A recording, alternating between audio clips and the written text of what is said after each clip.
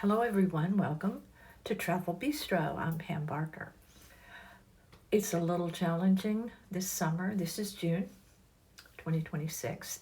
It's a little challenging to talk about travel. If you want to take a car trip, gas prices are pretty high right now.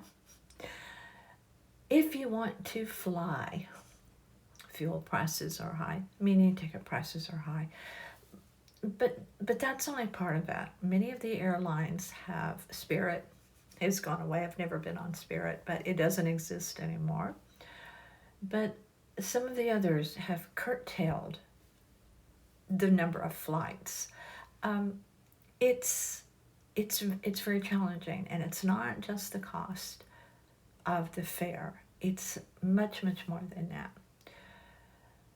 Although I have been reading some very, very interesting pieces on how to get through all of the pre-boarding process without having to pay for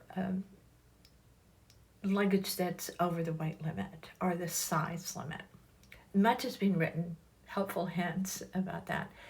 And many things are offered. I don't know how many of you use the bags. They're like giant Ziploc bags, and they have a little device that goes on top of it after you put your clothing in, and it sucks the air out. And then when you get where you're going, it inflates it, or it makes it where you can open it. In other words, they're very interesting in that the prices are vastly different, and also the actual process of how you do it. Many of these little devices that you inflate, deflate the bags, some are, you have to plug them in. And that's kind of a problem if you do international travel. You have to have converters and so on. Or if you forget it, it's like, now what? Now what do I do? And then some of them are USB, so it's there's a lot of information out there, and also a lot of people weighing in with their opinions, and it makes the head spin. It literally makes the head spin. So if you do decide to travel, have fun and good luck. Really enjoy that. But what you can do, even if you aren't really leaving home too much. Now I'm about to say this, and this also goes into the category of everything being expensive. You can travel via food in your very own home. In other words, we've been cooking things during this month of June to take us places, such as we did a Mexican salad. And so we brought in all of the flavors of Mexico, many of their spices in the meat, the salsas, so many things you can do. Now what I have to do is make sure not to use cilantro, because for any of you that know about cilantro, there's a love-hate thing there. I've talked about it before, I think, on my other podcast. It's not just that you don't care for it, you really have a taste issue. My partner has a taste issue. It tastes like soap. And he's not alone in that. That's very, very common. I love it. I think it tastes good. I think it smells so fresh and good. I am all in on cilantro. So I have to be careful about that. We did kind of pre-July 4th, as we don't have any plans at all to celebrate the 4th. But we went ahead with kind of a traditional backyard, even though we did it in our condo meal, with homemade potato salad. Now, I add bacon into my potato salad. I don't add very much mustard at all. But hey, there's a new mayonnaise, by the way. Kewpie. Have you heard of it? It's supposed to be better than Duke's. And we've used Duke's for quite a long time, and it's the only one I really will buy, that we'll buy and use. But we did a barbecue pork loin. Did we grill it? No, we did not. We did it in our slow cooker. And it came already seasoned. And it was tender and delicious. And we had that with our potato salad and stuff like that. So we're just kind of looking for ways to bring the world out there in here. One other thing that we just did today, my mate, who is all in on all of this stuff with me, found an interesting recipe for chicken. We eat a lot of chicken. We don't eat beef, so we eat a lot of fish, a lot of chicken, so forth. It's called the Cornell chicken. It's famous from really a very, very long time ago. It's not anything new. It goes back a number of years. In the 40s, there was a doctor, his name was very close to ours, Dr. Robert C. Baker, or Barker, he was Baker. And he was a food science professor at Cornell, hence why the chicken is called Cornell chicken. Cornell chicken. He did that at the time in the 40s to boost local poultry sales because people were not eating so much chicken. But it is famous for it's bright, it's tangy, and it's weird. It's vinegar and egg emulsion that's part of the marinade, and you use the vinegar, and you. My mate marinated it overnight, and we didn't use a whole chicken. We just used chicken breast. It's just the two of us. That would be waste, so we didn't do that. But this Cornell chicken is still popular today, and I thought it was so weird. Now, at the same time, when my dad was alive, he was a master with a barbecue, with a giant pit and the overnight smoking with the mesquite. I mean, he was a master. And his original barbecue sauce that he made, that he got from an old man, used vinegar. It was part of it. And it was very spicy.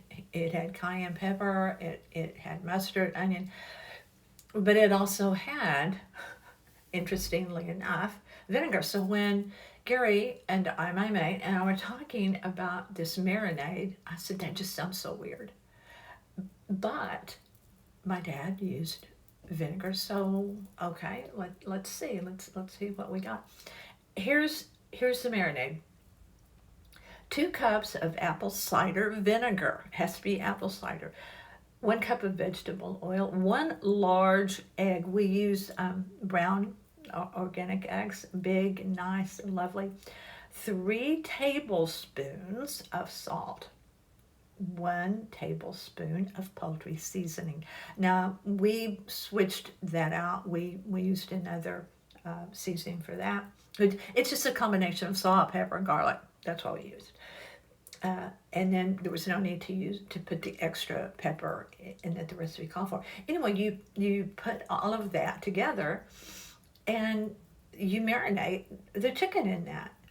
And then my mate put it in the slow cooker, and it did not emanate these great smells that like barbecue sauce does or whatever.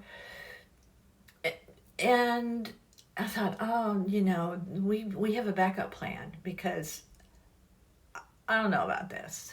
This sounds weird. It sounds too simple, but it's bravery. So anyway, today we had it, and let me just tell you, all the rave reviews were spot on.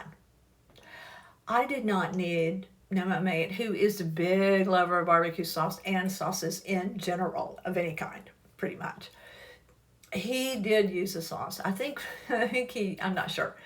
I was going to say, I think he used Heinz 57, which that's kind of gone up in price, by the way. Heinz 57, it's not cheap anymore. But anyway, I'm not sure what he used. I didn't use anything because to me, it was like a meal in Europe where they don't overkill. with seasonings and stuff, and it melted in the mouth, and it was so tender, so flavorful. And really, that's a little bit hard when you use white meat, because theoretically the dark meat of chicken is more succulent. It's more, has more flavor. But that's not the case here with the Cornell chicken. It was really, really good. So we're doing a lot of fun stuff in the kitchen, and that means a big bunch of cleanup as well. But we're also cheating very much. Oh yeah, oh yeah, we're cheating. We bought the most tasty small. They're about the size of a Dimitas saucer pizzas from Trader Joe's. I'm actually, for my Gigi's Wine Shelf wine blog, I am always looking for wines, good wines at a good price, and Trader Joe's actually has some that are good that I've talked about on my blog, and I have more to talk about. I also found one at Publix, which is our grocery store here in South Florida. So, by the way, go to our website, northpalmbeachlife.com, and read my wine blog, because it's kind of like, traveling through the wine country. Speaking of that, if you have not been to the wine country, if you're out and you live in the area nearby, or if you want to take a trip, if you want to travel, whether it's by air, plane, automobile, bus, whatever, do go, if you haven't, to the wine country in upstate New York. The Finger Lakes, really good, really beautiful, great food and wine. Now we were there as we were in 2021, as we were coming out after we were fully vaxxed, but we were still having a mask up everywhere. We were there, and we went to a lot of the wineries. We moved from hotel to hotel to do that. And one of the places we loved the most, it's an award-winning, it's called Coyote Moon Winery. It's family owned, and they have won so many awards, and they pay attention to what they're doing. But not only do they do wine, but they're in Clayton, New York, but they also do wine cruises. Now here's the rub with what I'm telling you about Coyote Moon Winery up there in Clayton, New York.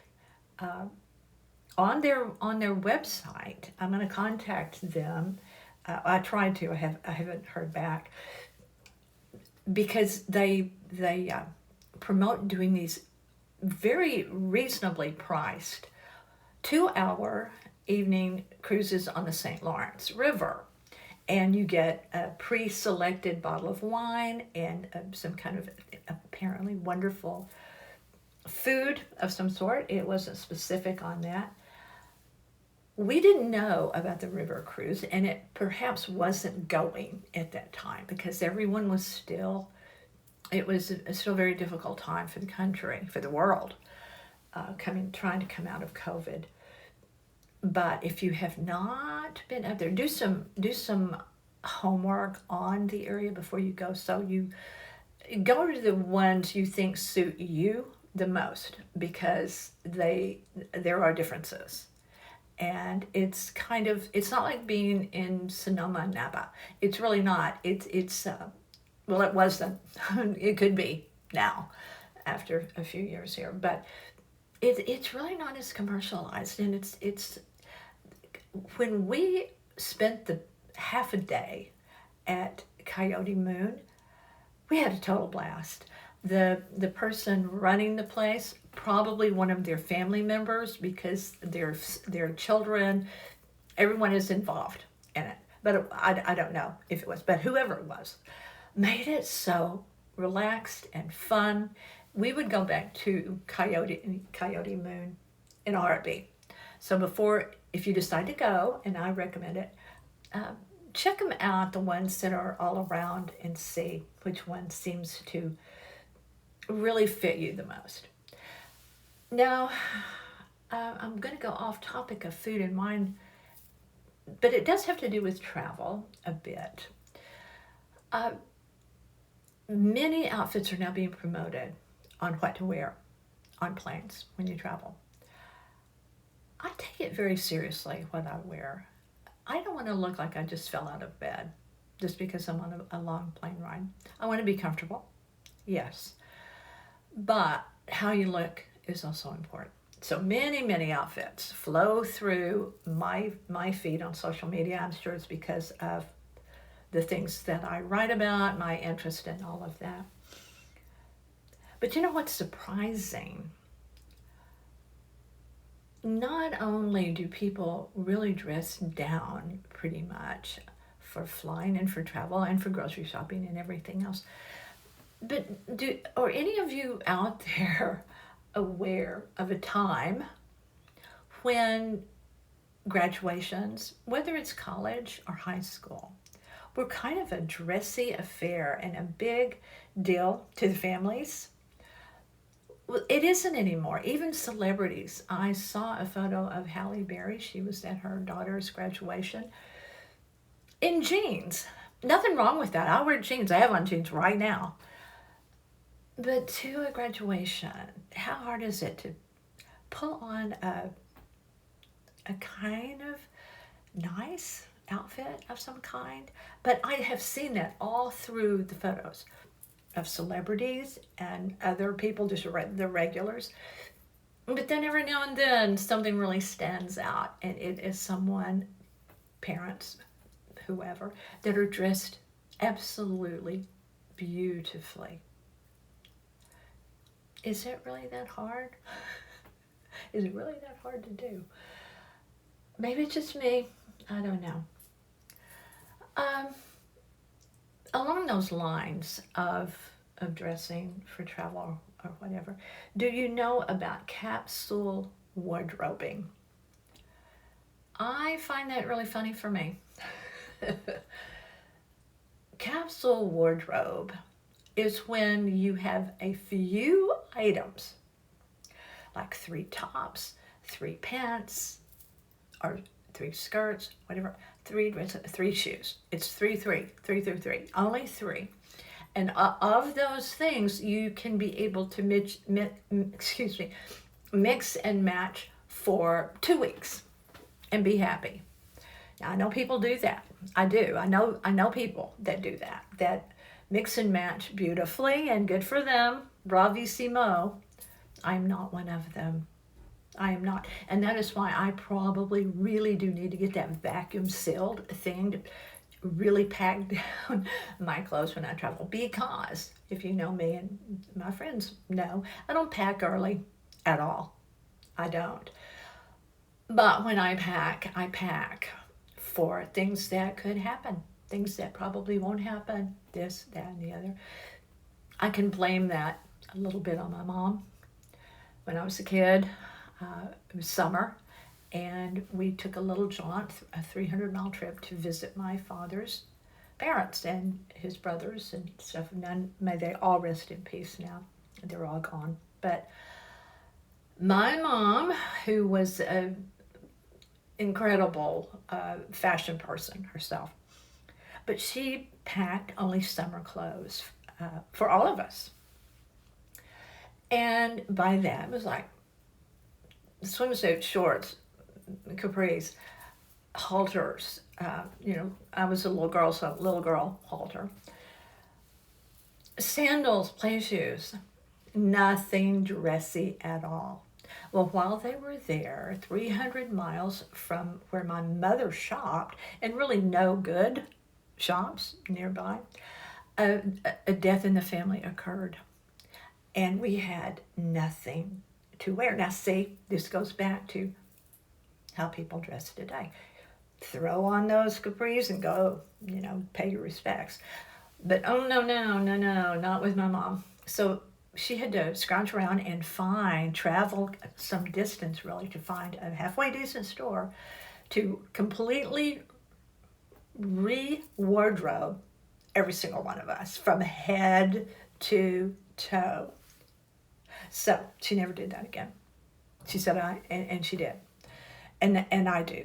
I always put in, no matter where we go, where we think how casual it's going to be, I put in something that could be worn in the event of a need of some sort.